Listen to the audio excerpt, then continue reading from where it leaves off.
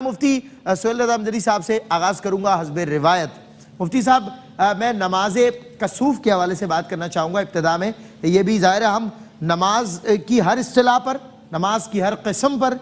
اور ہر زاویے سے بات کر رہے ہیں تاکہ اس رمضان ہم لوگوں کی سیرت کی تعمیر کر سکیں، بندگی کے تقاضے جو ہیں وہ بتا سکیں۔ بسم اللہ۔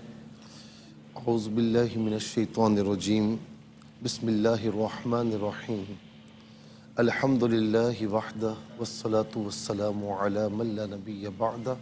صلی اللہ علیہ وآلہ واصحابہ وبارک وسلم۔ جی سلمان بھائی، یہ بہت اچھا ہے کہ بظاہر یہ چھوٹی چھوٹی باتیں ہیں لیکن ان کا علم از حد ضروری ہے ہمارے لیے زندگی بسر کرنے کے لیے۔ ہم نے بات شروع کی تھی پہلے روزے سے، طہارت سے بات شروع کی تھی، اور اب وضو سے اور غسل سے ہوتے ہوئے طہارت سے نکل کر پھر ہم نماز میں آئے، فرض نماز اور پھر دیگر نمازیں، روزے رمضان بھی، جی ہاں، روزے رمضان وغیرہ، اس کے احکامات وغیرہ، اور اب ہم نماز کسوف کی طرف آئے ہوئے ہیں۔ دیکھیں عربی میں یوں سمجھ لیجئے کہ سورج گہن ہو یا چاند گہن ہو، گرہن بھی کہتے ہیں، گہن بھی کہتے ہیں، تو اس سے عربی میں جو ہے وہ عام طور پر خسوف یا خسف کہا جاتا ہے، ٹھیک ہے نا۔ اچھا، اور یہ بھی ہے کہ اگر سورج گرہن ہو یا گہن ہو تو اس سے کسوف کہا جاتا ہے، اور چاند گہن ہو تو اس سے جو ہے وہ عام طور پر خسوف کہا جاتا ہے۔ یہ بھی فرق کیا جاتا ہے لیکن دونوں کو عام بالعموم خسف کے نام سے یاد کیا جاتا ہے عربی میں۔ جی، اب رہی یہ بات کہ حضور نبی کریم علیہ السلام کے زمانہ اقدس میں اگر ایسا ہوا تھا تو میرے نبی صلی اللہ علیہ وسلم کا طرز عمل کیا تھا، آپ کیا کرتے تھے؟ تو مشکات شریف کی حدیث ہے، حضرت نعمان بن بشیر رضی اللہ تعالی عنہ سے مروی ہے، کہتے ہیں کہ کسفت الشمس علی عہد رسول اللہ صلی اللہ علیہ وسلم، کہ رسول اللہ علیہ السلام کے زمان مبارکہ میں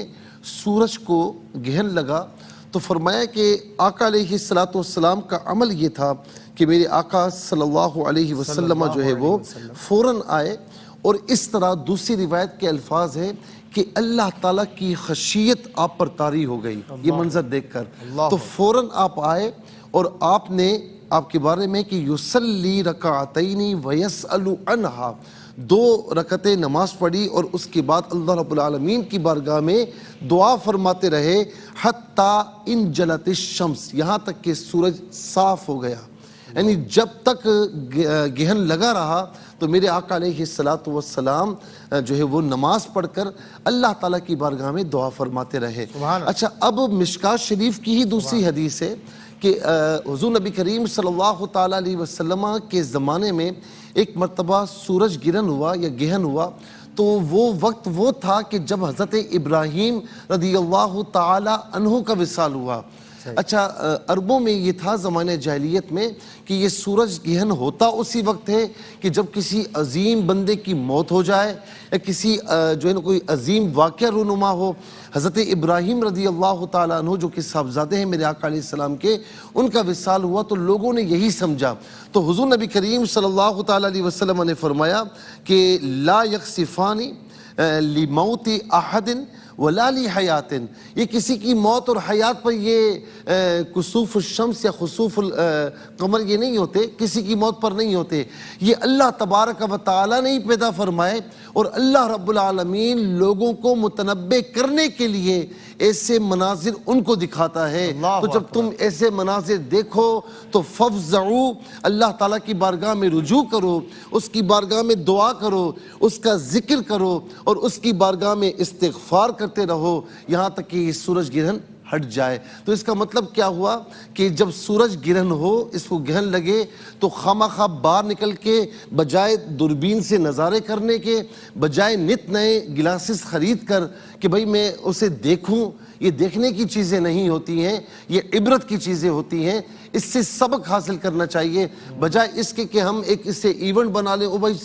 سورج گرہن ہوگا، آج یہ ہوگا وہ ہوگا، بجائے اس کو ایونٹ بنانے کے، بجائے اس سے کوئی تفریح کا سامان بنانے کے، یا بجائے اس کے نظارے کرنے کے، یہ وقت وہ وقت ہوتا ہے کہ رسول اللہ علیہ السلام کا طریقہ یہ رہا کہ آپ اللہ کی طرف رجوع کرتے. حدیث پاک کے الفاظ ہیں کہ جلدی کرتے, اور ایسی حالت آپ پر ایسی جو ہے وہ حالت طاری ہوتی گویا کہ آپ اللہ تعالیٰ کی خشیت میں ہیں اور آپ اللہ تعالیٰ سے رجوع فرماتے. اور حدیث پاک میں یہ بھی ہے کہ 2 رکعتیں پڑھتے, اور صحابہ کرام کہتے ہیں کہ لا نسمع صوتہ, کہ ہم حضور نبی کریم علیہ السلام کی آواز نہیں سنتے. اس کا مطلب ہے کہ یہ 2 رکعت اس کے بارے میں آتا ہے کہ سنت مؤکدہ ہے, لیکن اس کی جماعت مستحب ہے. صحیح. اکیلے بھی پڑھ سکتے ہیں, جماعت کے ساتھ بھی پڑھ سکتے ہیں. نارملی جو 2 رکعتیں پڑھی جاتی ہیں اسی طریقے سے پڑھا جائے گا, اور پھر اس کے بعد دعا کے لیے ہاتھ اٹھائیں گے اور اللہ تعالیٰ کی بارگاہ میں دعا کرتے رہیں گے. اچھا, اس میں اگر جماعت کے ساتھ بھی ہے تو علماء یہ بات بیان فرماتے ہیں کہ زور سے جہری طور پر تلاوت نہ کرے بلکہ آہستگی کے ساتھ تلاوت کرے. اور آخری بات یہ عرض کروں گا کہ جب حضور نبی کریم علیہ السلام کے زمانہ اقدس میں ایسا واقعہ ہوتا کہ سورج کو گرہن لگتا تو آقا علیہ السلام غلام آزاد کرنے کا بھی حکم دیتے. تو آج تو غلام نہیں ہے, لیکن صدقات خیرات ضرور کرنے چاہیے. بالکل صحیح, بہت خوب مفتی صاحب, بہت عمدہ.